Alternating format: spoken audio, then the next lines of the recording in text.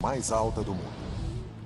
Sua torre mais alta chega a incríveis 343 metros. Tão alto que a ponte fica acima das nuvens. É uma mega estrutura. Diziam ser impossível a sua construção.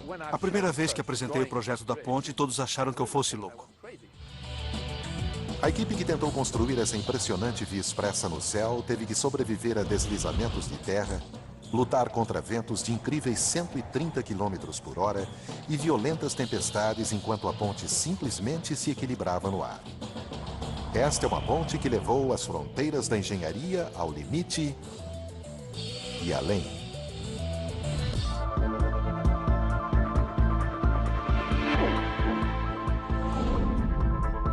Obras incríveis. Ponte Millau.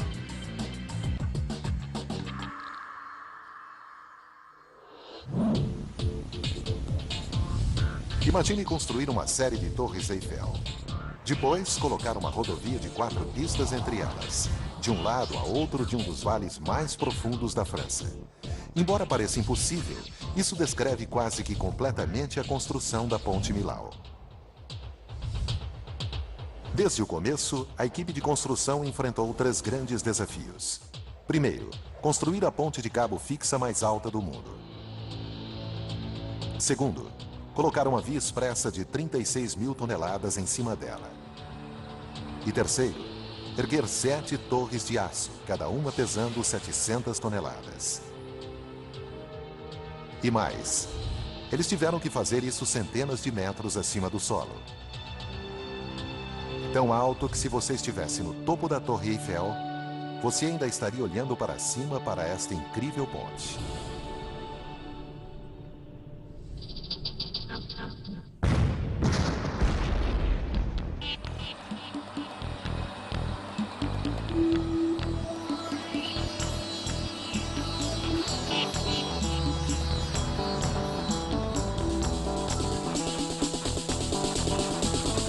Outubro de 2001. O trabalho tem início. A equipe recebe o pedido de uma ponte que durasse 120 anos. E para ganhar o contrato, a equipe prometeu construí-la em tempo recorde. Menos de 4 anos. Comparando-se, a mais longa ponte suspensa do mundo, a Kashi-Kaiko, no Japão, levou 10 anos para ser construída.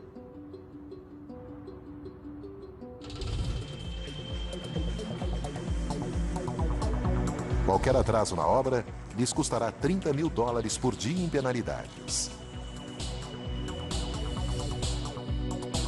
Há 7 pilares, partindo do extremo norte do vale. O primeiro causará problemas por causa da inclinação tão íngreme onde ficará. O segundo será o maior desafio por ser o mais alto. Cruzando o rio, o terceiro não será tão mais curto. E depois o quarto, quinto, sexto e sétimo ficarão em uma inclinação mais leve ao sul.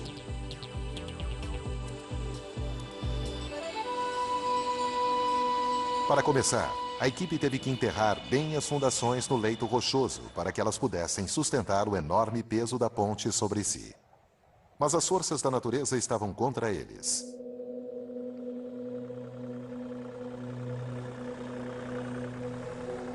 Os geólogos advertiram sobre os riscos impostos pelo calcário quebradiço da região. As rochas são cheias de cavidades essenciais à economia local, cuja base é o queijo. As cavernas próximas a Millau são o lar de uma bactéria rara e singular responsável pelo bolor azulado presente no mundialmente famoso queijo Roquefort.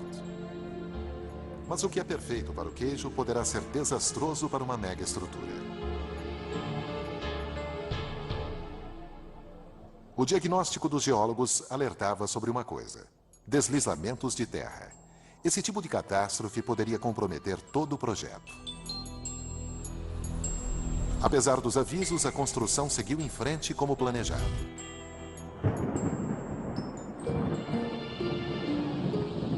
Então, ainda no começo, como previsto, uma violenta tempestade causou um deslizamento de terra. – 4.000 metros cúbicos de rocha desmoronaram ao redor do pilar número 1. Felizmente, a queda das rochas não o danificou. Mas o aviso era claro. Eles foram forçados a desviar a mão de obra e o equipamento para estabilizar o morro e evitar que outro deslizamento ocorresse. Mas se a área estava propensa a deslizamentos, por que construir a ponte mais alta de todas justamente aqui? A resposta é simples. Nos anos 80, a França construiu uma via expressa ligando Paris diretamente à Espanha. Esta artéria principal levava ao sul do país, cruzando o interior da França. Do Mediterrâneo, a via expressa ia em direção ao norte, até ambas atingirem um dos vales mais profundos da França.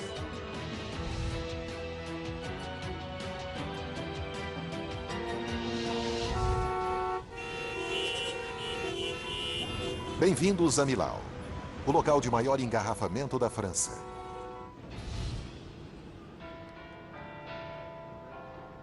A cidade de Millau está na região montanhosa de Massif Central, uma das partes mais tranquilas do país. Mas no verão, essa pobre cidadezinha medieval sofria com o tráfego. Os moradores não suportavam mais, nem o prefeito. Mas c'était terrible pour notre réputation. Quando saía no noticiário, no rádio e na TV, todos os dias, evitem Millau, há um engarrafamento na cidade de 5 horas de espera, era horrível para a nossa reputação. E não era só a população de Millau. O exemplo de duas motoristas, Gemila e Jemima, atravessando 30 quilômetros de via expressa, cada uma de um lado de Millau, revela exatamente por que essa ponte era necessária. Gemila, no carro 33, atravessará a nova ponte, enquanto no carro 22, Jemima pegará a estrada velha pelo vale. Percorrendo a via expressa, o carro 33 se aproxima da ponte de Millau depois de apenas 18 minutos. O único atraso é o dos 30 segundos perdidos no pedágio. A 100 km por hora, sobre a espetacular ponte, essa motorista leva apenas 32 minutos para chegar do outro lado. Enquanto isso, o carro 22 está apenas começando a atravessar as ruas medievais de Millau. Os ciclistas, pedestres, pessoas com cães, tudo precisa ser evitado. Depois, o carro 22 ainda terá que cruzar a longa estrada para chegar ao outro lado do vale. O tempo total ficou em 1 hora e 35 minutos. Quer dizer, mais de 1 hora do tempo que Gemila levou atravessando a via expressa e a ponte. Está claro porque a ponte era necessária. Mas o governo francês levou muito tempo para decidir construí-la. 12 anos antes de a construção começar em Paris, o ministro do Transporte imaginou uma solução. O responsável pela construção da ponte, Michel Virloger, não é um engenheiro comum. Ele é um homem que pensa grande, muito grande. Haja vista seu projeto, a Ponte da Normandia, no norte da França, a mais longa envergadura sustentada a cabos do mundo. Depois do término dessa estrutura que quebrou recordes, Virloger passou ao seu próximo projeto, Millau. Seu novo plano era outra ponte sustentada a cabos, mas levando a tecnologia além de qualquer coisa antes tentada, com pilares 4 vezes mais altos que a Ponte da Normandia.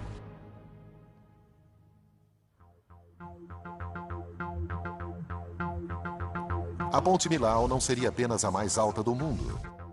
Ela seria diferente de qualquer outra ponte já construída.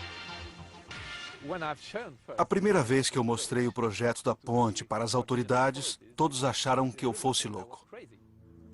A Ponte da Normandia de Virloger tem 2 grupos de cabos sustentando o passadiço. Mas ele queria ir mais longe com Millau, perdendo uma fileira de cabos e conseguindo com isso que a linha remanescente fosse forçada a fazer 2 vezes seu trabalho. E o mais dramático, em vez de uma única envergadura principal, os 2,5 km da Ponte Millau precisariam de uma série completa de pilares para sustentá-los por sobre o vale. Ninguém nunca tinha tentado construir uma ponte de envergadura múltipla sustentada por uma única linha de cabos nessa escala antes. As autoridades francesas tinham um problema. Nervosos por causa do esquema absurdo de Virloger, eles iniciaram uma competição convidando outros engenheiros e arquitetos com diferentes projetos. O vencedor foi Lord Norman Foster, um famoso arquiteto. Em Hong Kong, ele construiu o maior terminal de aeroporto do mundo.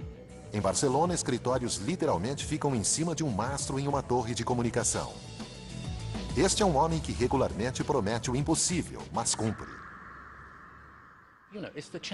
Sabe, são apenas desafios, um em cima do outro e assim por diante.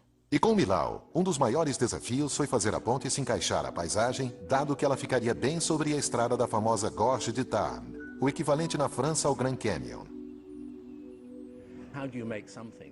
Como se constrói algo que precise aguentar firme contra as forças da natureza, mas que tenha a aparência suave e delicada? Como se constrói algo nessa escala na paisagem mais inacreditável do mundo? Ironicamente, a resposta de Foster foi pegar o primeiro desenho de Villanger e levá-lo a um estágio adiante. Ele transformou aquela enorme peça de engenharia em um delicado trabalho de arte, cortando de forma ousada 2 dos 9 pilares originais e diminuindo sensivelmente os pilares restantes e o passadiço. Foster queria que a ponte ficasse tão delicada quanto uma borboleta, mas essa borboleta teria que sustentar o peso de 5 torres Eiffel, fortes ventos e ficar firme a centenas de metros sobre o rio Tarn. Errar no projeto seria uma tragédia. Dezembro de 2001. A Ponte Millau, na França, a ponte mais alta do mundo, está sendo construída. Tudo no projeto é exagerado. Será preciso usar 200.000 toneladas de concreto, uma quantidade tão grande que a equipe terá que construir uma fábrica de concreto no local. Não há nada de convencional nesse concreto e sua fórmula terá que ser exata. O concreto precisará de uma grande força estrutural para suportar as enormes cargas que serão postas sobre ele, mas não poderá secar depressa demais, dado que terá que ser derramado de centenas de metros de altura. Além disso, ele precisará ter a cor certa para que se encaixe a visão que Norman tem do projeto. Na verdade, a visão do arquiteto criou uma dor de cabeça para a equipe de construção. Ele desenhou cada pilar com uma forma geométrica complicada, com sulcos verticais em toda a sua extensão para criar sombras. Mas o que é apenas um desenho no papel para o arquiteto foi um grande desafio para a equipe de construção. Os enormes pilares são construídos passo a passo, derramando-se concreto em um molde temporário. Para dar a força exigida, os moldes são preenchidos com uma moldura de barras de aço. No total, 16.000 toneladas dessas barras de aço serão colocadas de uma extremidade a outra em presas. Isso resultará em 4.000 quilômetros de Millau até a África Central.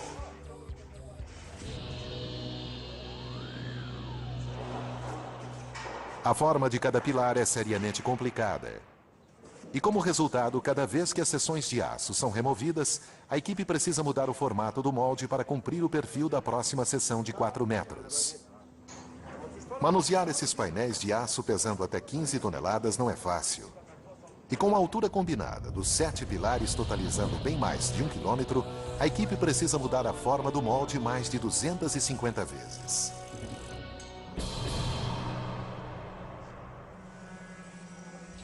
A cada 3 dias, cada equipe responsável por cada um dos pilares passava por esse ciclo completo, depois eles repetiam o processo.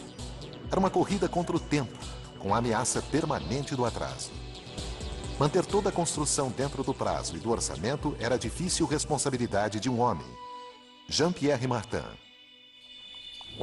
Imagine se em vez de 3 dias tivéssemos levado 4. Multiplique pelo número de moldes e acabaríamos com um atraso de 6 meses.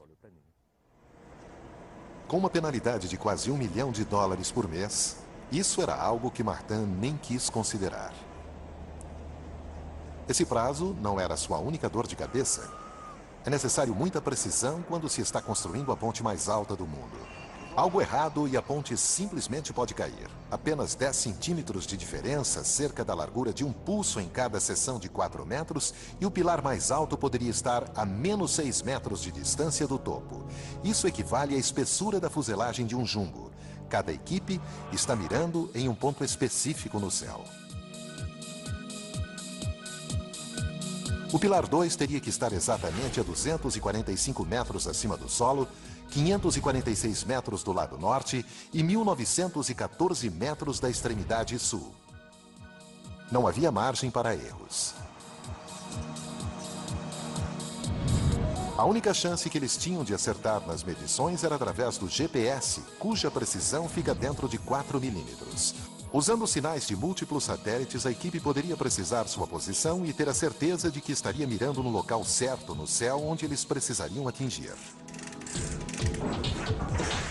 Mês após mês, os pilares vão ficando mais altos.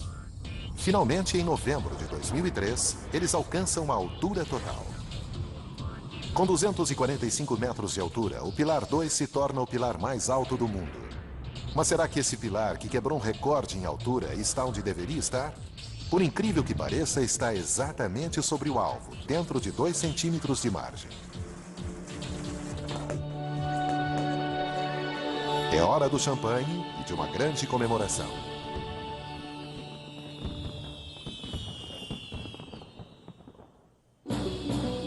Contra todas as previsões, eles estavam um mês à frente do prazo, mas a equipe não podia se dar ao luxo de relaxar. O próximo estágio do projeto seria a parte mais difícil de ser construída.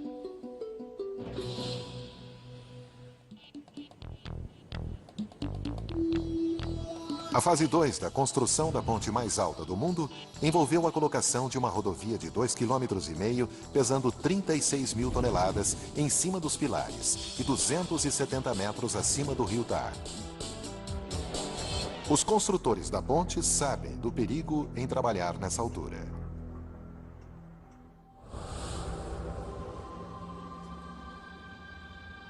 Mais de 34 pessoas morreram construindo a ponte do Brooklyn, em Nova York. Outras 35 morreram em 1970 na ponte Westgate, em Melbourne, na Austrália.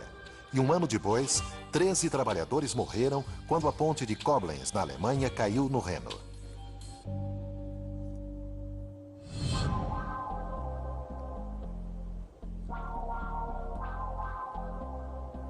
Pensando nessas fatalidades, a equipe decidiu fabricar todo o passadiço na segurança da terra firme.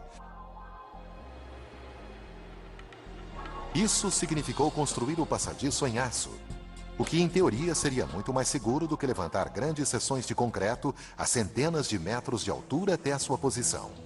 Só havia um problema. Ninguém nunca tinha colocado o passadiço de uma estrada sobre pilares a essa altura, muito menos com mais de 2,5 km de comprimento. No final, apenas um fabricante de aço teve a coragem de encarar esse desafio colossal. Eiffel, a companhia de aço montada pelo grande engenheiro francês. Eiffel construiu o que um dia já foi a ponte mais alta do mundo, a Ponte Garabit, no sul da França. Isso antes de fazer a moldura para a Estátua da Liberdade em Nova York e, é claro, construir a torre que é a sua assinatura em Paris. Mas apesar da experiência da empresa, o gerente da Eiffel sabia que estava correndo um sério risco.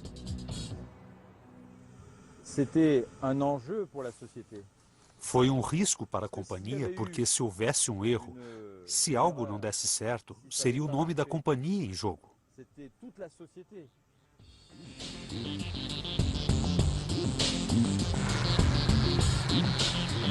Eles fabricaram as enormes seções que formaram o passadiço da ponte nas usinas de aço da empresa. Esse imenso quebra-cabeça envolveu a fabricação de 2.200 seções separadas, pesando até 90 toneladas cada e algumas com 22 metros de comprimento. Sua precisão foi medida com laser, dentro de uma fração de 1 milímetro. Os enormes tubos quadrados são a parte central que deveria tornar o passadiço rígido. Os painéis triangulares laterais serão soldados de cada lado para criar a largura de uma rodovia de 4 pistas. Para cumprir o prazo apertado, Bonomo automatizou a produção com um robô soldador de 2 cabeças e com uma máquina cortadora de plasma. Cada padrão de corte é programado dentro do computador.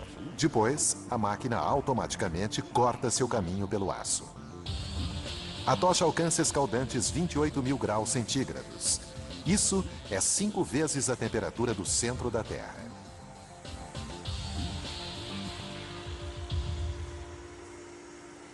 Os cortes e as soldas foram a parte mais fácil. O mais difícil foi levar essas seções monstro a quilômetros de distância até Millau. O caminho teve que ser planejado com precisão para evitar grandes danos. A polícia coordenou a segurança e abriu espaços. Mesmo com esse nível de preparação, parecia que alguns obstáculos estavam perto demais. Esse evento nunca tinha sido visto antes. Para construir a ponte foram precisos mais de 2.000 extraordinários comboios.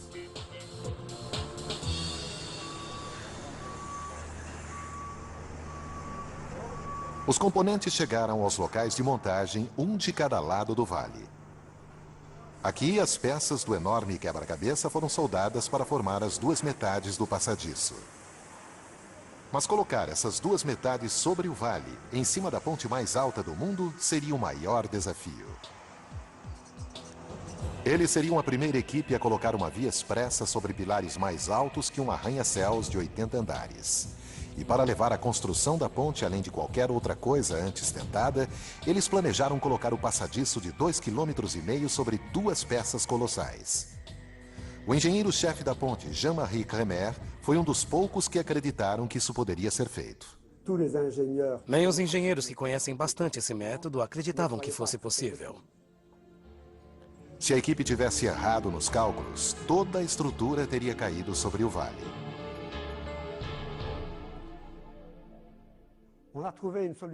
Encontramos uma solução para a construção, que foi colocar uma ponte de ambos os lados, uma parte no Planalto Larzac e uma no Planalto Rouge, e depois empurrá-las para fazer com que se encontrassem aqui, sobre o rio Tarn.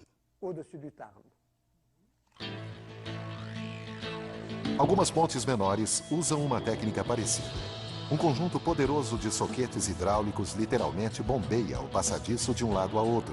Mas Millau seria a ponte mais longa sobre os pilares mais altos do mundo e os resultados poderiam se transformar numa tragédia. Seu passadiço é tão delgado que poderia dobrar e cair se a envergadura entre cada pilar tivesse mais de 342 metros. O mais longe que alguém já tinha ido era menos da metade dessa distância. A primeira parte da solução foi simples. Encaixar um pilar de modo que seus cabos sustentassem a parte da frente do passadiço à medida que ele fosse sendo posto sobre o vale.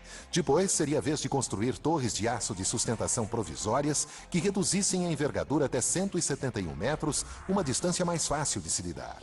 Essas torres de aço por si só já foram um feito da construção civil. A maior, a 170 metros de altura, é a mais alta já construída, e elas precisavam carregar uma enorme carga.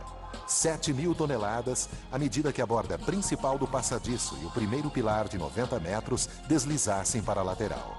Empurrar simplesmente esse peso enorme sobre a parte de cima dos vulneráveis pilares poderia fazê-los cair e se esmagar contra o chão. Este seria o cenário de um pesadelo. Se fizéssemos um lançamento convencional, correríamos o risco de derrubar os pilares como os pinos num jogo de boliche.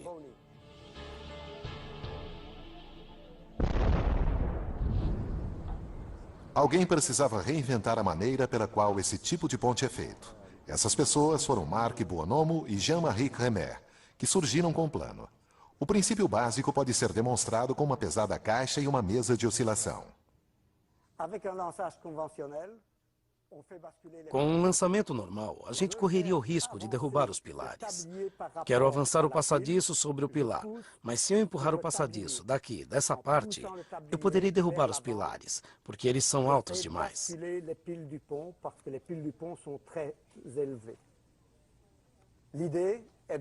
A ideia é instalar um sistema de lançamento em cima do pilar. E dessa maneira, se eu empurrar o passadiço, ele não terá efeito sobre a estabilidade dos pilares. E eles não cairão. O truque foi usar uma série de sistemas de lançamento para levantar o passadiço e levá-lo para frente. Cada sistema usa 2 blocos com bordas moldados sob cada lado do passadiço. A borda superior é levada para frente por um soquete hidráulico. Ela escorrega para cima da borda mais baixa, ao mesmo tempo levantando o passadiço de seus apoios e fazendo com que ele avance 600 milímetros. A borda mais baixa então retrai, deixando o passadiço em cima de seus apoios. A borda superior retorna à sua posição original e todo o ciclo recomeça. 4 desses equipamentos inteligentes são colocados em cada pilar, todos programados para funcionar exatamente ao mesmo tempo. O resultado é que juntos eles levantam toda a estrada e levam-na para frente, mas se um deles cair, ou for mais depressa ou devagar que os outros, poderá causar uma tragédia. A força poderá ir separando os pilares da ponte até que eles caiam.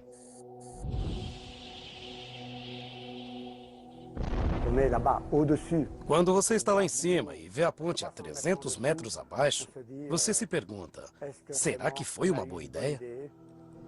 O futuro de todo o projeto estava agora em um protótipo, e ele nunca tinha sido testado.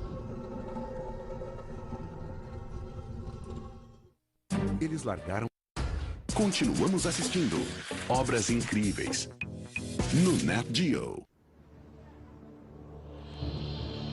É manhã do dia 26 de fevereiro de 2003, o dia decisivo para a ponte mais alta do mundo. Tudo está prestes a ser testado.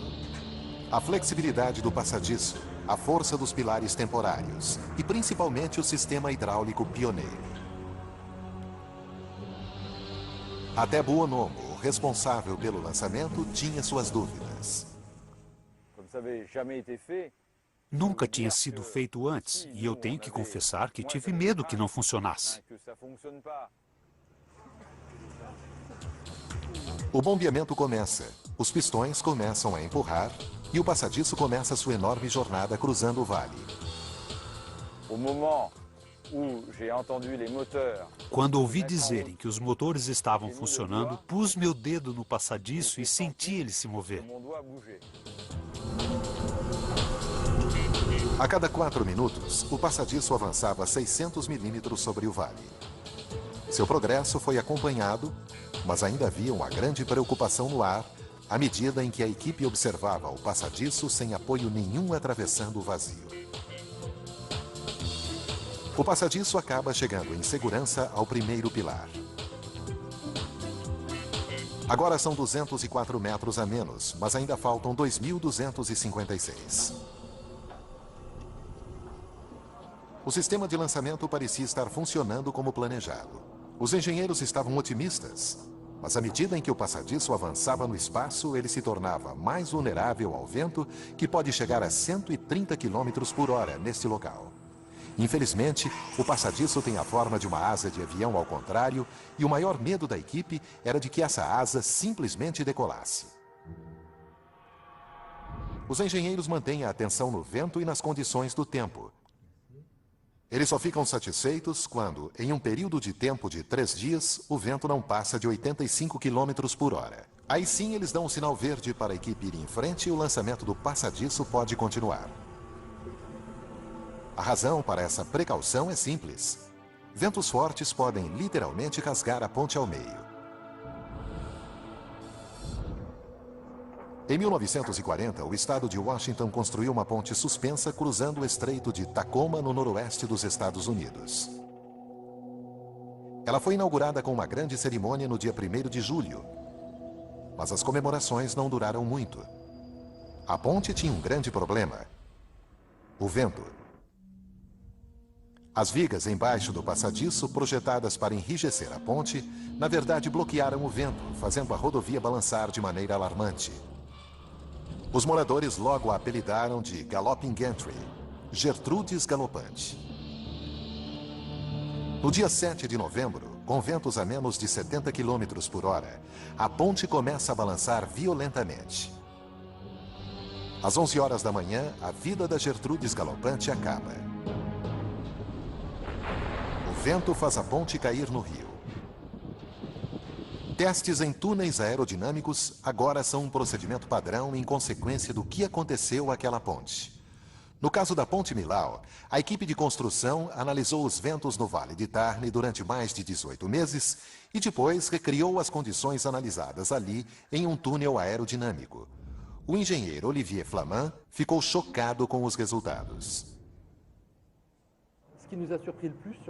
A velocidade média do vento era relativamente baixa, mas a forte turbulência criava ventos de picos muito rápidos.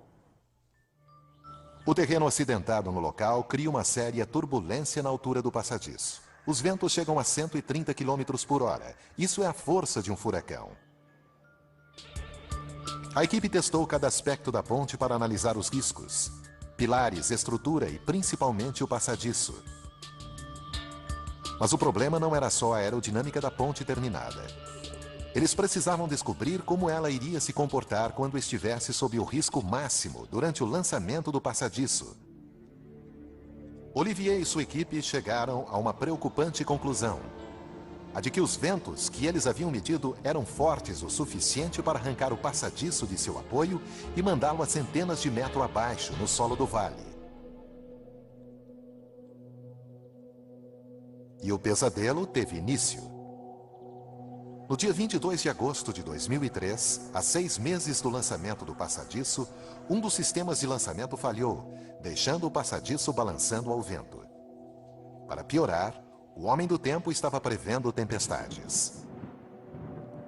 Até então, essas enormes máquinas de bombeamento tinham funcionado perfeitamente, mas a verdade é que elas eram protótipos e, devido ao horário frenético, nunca haviam sido testadas. O problema foi que o teflon entre as superfícies de deslizamento rasgara, e a fricção gerada foi muita para que os soquetes hidráulicos pudessem combater. Infelizmente, ninguém tinha planejado substituir as peças dessa máquina monstro de lançamento em cima de um pilar de concreto. Isso foi uma péssima notícia para o homem que apostou sua reputação nesse sistema. Foi o máximo de estresse, como o gosto de um veneno na boca. E isso a gente não esquece. Reexaminando seus cálculos, a equipe percebeu a causa do problema. Eles haviam subestimado as forças entre as superfícies deslizantes, mas não iriam conseguir consertá-las sem as peças de reposição necessárias. O relógio estava andando e Marc Bonomo precisava de uma solução depressa. Quando o Apollo 13 voltou com aquele incidente, os engenheiros da NASA exigiram que fosse feita uma investigação de tudo o que estava a bordo, para saber como reparar futuros problemas. A equipe de Millau fez uma investigação. Eles descobriram que outras máquinas de lançamento que ainda não estavam sendo usadas poderiam fornecer as novas superfícies de teflon de que eles precisavam. Trabalhando a noite toda, a equipe estendeu a plataforma de acesso. Isso lhes permitiu tirar 5 metros de comprimento, 2 toneladas de bordas de aço, substituir o teflon e remontar a máquina de lançamento. Às 8 da manhã seguinte, ela estava pronta para recomeçar o lançamento. O resto da semana, as tempestades previstas chegaram e outro conjunto de máquinas de lançamento se foi. Quando o passadiço finalmente chegou em segurança ao próximo pilar, a equipe respirou com grande alívio. Foram 4 horas de pânico. E eu nunca vou esquecer disso. Os 2 passadiços continuaram sua jornada através do vale. Dia após dia, semana após semana, durante 14 meses, eles se aproximavam um do outro, milímetro por milímetro. Em maio de 2004, eles alcançaram a fase crítica. Da extremidade norte, o passadiço mais curto tinha viajado 717 metros para alcançar sua posição final. Do sul, o passadiço mais longo havia se estendido 1,5 km a mais. Apenas a seção sobre o rio os separava, o único ponto onde era impossível erguer um pilar temporário. Mas será que os passadiços iriam se encontrar como planejado? Se os cálculos estivessem errados, eles teriam construído o maior elefante branco da Europa. Até o homem por trás do projeto estava em dúvida. Eu não estava completamente convencido de que as 2 metades do passadiço iriam se unir em perfeita geometria. As probabilidades estavam contra eles. Fazer um cálculo tão preciso era uma tarefa hercúlea. Em primeiro lugar, os 2 pontos iniciais nos morros norte e sul do vale estavam em alturas diferentes. Depois, a ponte tinha uma curva sutil. Além disso, cada painel de aço que forma o passadiço precisava ser cortado e soldado com extrema precisão. Seria um triunfo da engenharia se eles conseguissem fazer aqueles 2 passadiços curvados se encontrarem como exigido. A equipe verifica as notícias sobre o clima. Com o vento dentro de limites seguros, eles dão o sinal verde para o empurrão final. Os soquetes começam a levar a borda principal do passadiço para longe da segurança do pilar 3 em direção ao seu destino. Neste ponto, seria preciso que um total de 21 sistemas de lançamento se movessem exatamente ao mesmo tempo para evitar uma tragédia. Se algo desse errado, o responsável seria Mark Buonomo. Todos me perguntavam, como você pode ter certeza de que dará tudo certo? Então, para ter certeza de que tudo seguiria seu caminho, eu tinha um GPS à frente. Portanto, dava para ver o vão entre a posição teórica e a real. Nos 2 dias e noites seguintes, o passadiço avançou 600 milímetros de cada vez em direção à sua posição final. A mídia mundial estava assistindo ao crítico encontro dos passadiços e, para aumentar a pressão, o primeiro-ministro francês deveria chegar para comemorar o evento.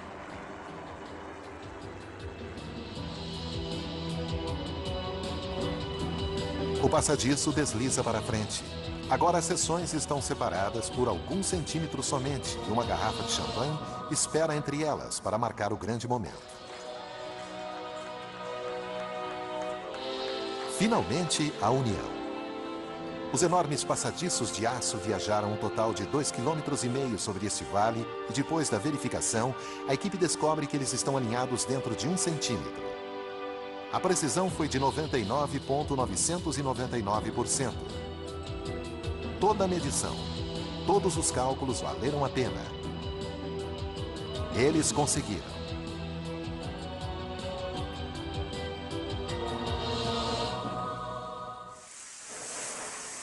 Os passadiços se juntaram e a equipe alcançou o último estágio do projeto. Mas ainda havia uma corrida para cumprir o prazo e seus problemas ainda não haviam terminado. As dramáticas ondulações do passadiço flexível de aço eram claramente visíveis. Até mesmo alguns construtores de pontes se perguntaram sobre sua integridade estrutural. Foi uma enorme surpresa para nós.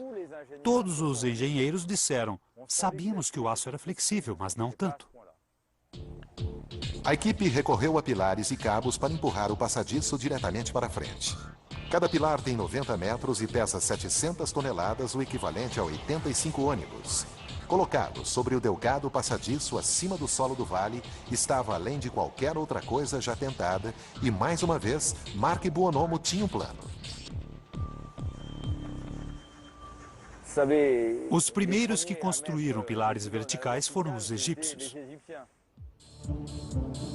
Buonomo adaptou uma técnica usada no Antigo Egito para erguer obeliscos na areia. Em cima de cada passadiço, a equipe colocou 2 enormes torres de aço, ambas sustentadas por cabos e equipadas com sistemas hidráulicos capazes de levantar 1000 toneladas. O pilar de 700 toneladas é levantado pelo sistema hidráulico. À medida que sobe, ele se posiciona pouco a pouco até ficar na vertical. Depois, é baixado em segurança até seu ponto de ancoragem. A técnica de 4.000 anos de Buonomo funcionou perfeitamente.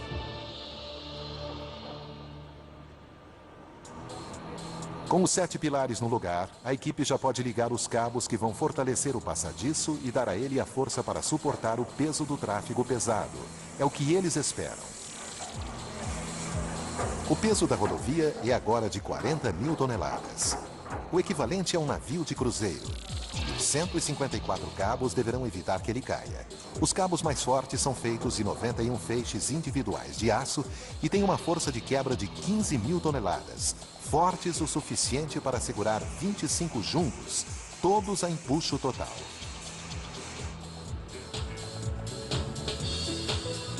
À medida em que os cabos são esticados diretamente segundo o plano, as ondulações no passadiço são empurradas para frente. Sobre os 2,5 km do passadiço, as ondulações agora não são maiores do que 1 polegar. Eles finalmente estão alinhados. A superfície da estrada está pronta, adicionando-se 10.000 toneladas à carga. Isso é como colocar 153 tanques sobre o passadiço.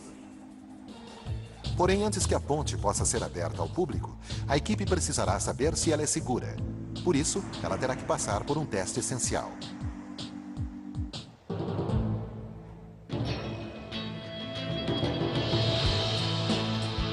Depois de 3 anos, a equipe que construiu a Ponte Millau na França está prestes a descobrir se seus cálculos estavam corretos. Em uma ponte de uma só envergadura e sustentada a cabos como a Ponte da Normandia, o excesso de carga sobre a seção principal não é problema, porque os cabos estão ligados ao solo e não cedem. Mas nas 8 envergaduras da Ponte Millau, os cabos são ligados aos passadiços das seções adjacentes. Uma carga a mais sobre uma das seções a fará cair, empurrando os cabos para baixo. À medida em que os pilares se alinham, os cabos são empurrados para cima, levantando os passadiços vizinhos e causando um perigoso efeito de ondulação. Chegou a hora de a equipe testar a ponte. Esses 28 caminhões têm um peso combinado de mais de 900 toneladas. Eles estão posicionados em um ponto crítico, a envergadura do meio. Os engenheiros prendem a respiração. Eles tiram as medidas. A envergadura cede apenas 26 centímetros. Isso é um triunfo para os engenheiros. A ponte foi projetada para suportar mais que o dobro disso.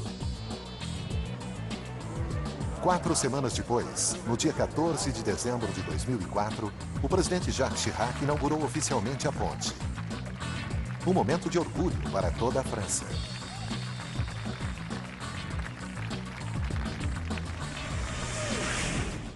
Em novembro, no Nat Geo. Pouco mais de 3 anos de construção produziram a ponte mais alta do mundo, projetada para durar no mínimo 120 anos. E contra todas as probabilidades, o gerente do projeto conseguiu terminar o trabalho a tempo, mas não foi esse o seu maior motivo de orgulho. O que me deixa feliz é que não tivemos nenhum acidente sério, somente alguns ferimentos leves. E sabemos que em locais de construção, acidentes sempre acontecem.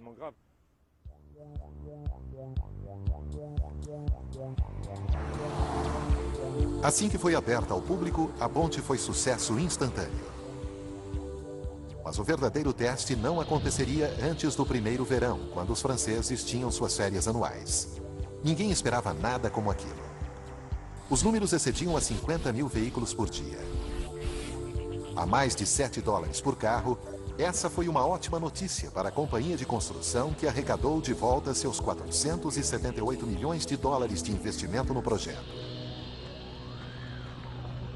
Foi uma construção épica. Mas o mais difícil é mantê-la. Thierry e Franck estão encarregados do P2, o pilar mais alto da ponte. Essa estrutura não é feita de blocos sólidos de concreto, mas sim de uma série de espaços ocos. Seu trabalho é testar os sistemas de comunicação e circuitos elétricos de cada um dos 7 solos estruturais. Isso envolve uma escalada de 343 metros subindo degrau por degrau o resto do dia. Ao entardecer, quando Thierry finalmente alcançar o pico do pilar, ele poderá estar exausto, mas haverá um prêmio. Daqui se tem uma vista fantástica. Um panorama de 360 graus.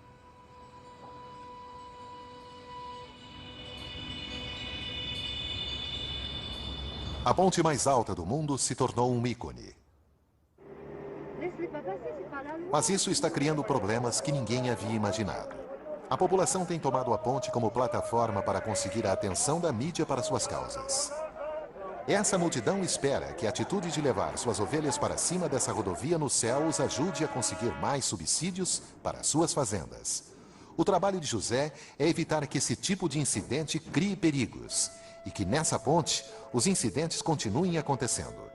Um alarme ativado por um sistema de movimento significa que há um veículo parado sobre a ponte. Imediatamente, José manda um colega para lidar com a situação. A última coisa que alguém quer é um engarrafamento de 2,5 km em uma ponte no céu. José aproxima sua câmera para revelar a imagem de um homem que deixou seu carro e está sentado na beirada da ponte. O motorista está provavelmente com problemas. Mais de uma vez, um homem já subiu na ponte e saltou para a morte.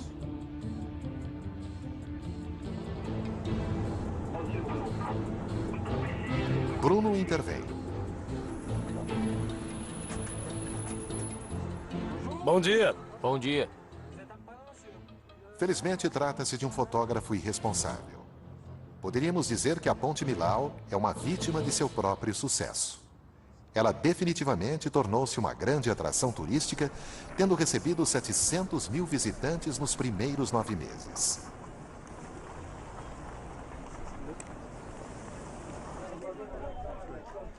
Felizmente, a maioria deles espera até sair da ponte para tirar fotos. É magnífico.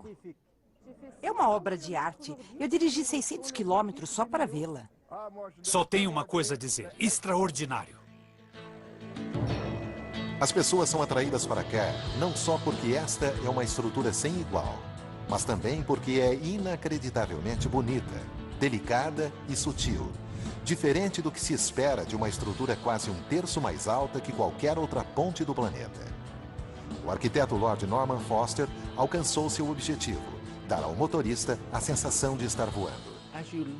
Quando a pessoa deixa esses planaltos, ela realmente voa. Voa nessa ponte. Fica literalmente acima das nuvens. Os resultados certamente agradam o homem que sonhou com isso. Ver essa ponte terminada é realmente mágico. É algo com que sonhei há 15 anos. Essa é a ponte sustentada a cabos mais longa do mundo. A rodovia mais alta do mundo e, claro, a 343 metros de altura, a ponte mais alta já construída.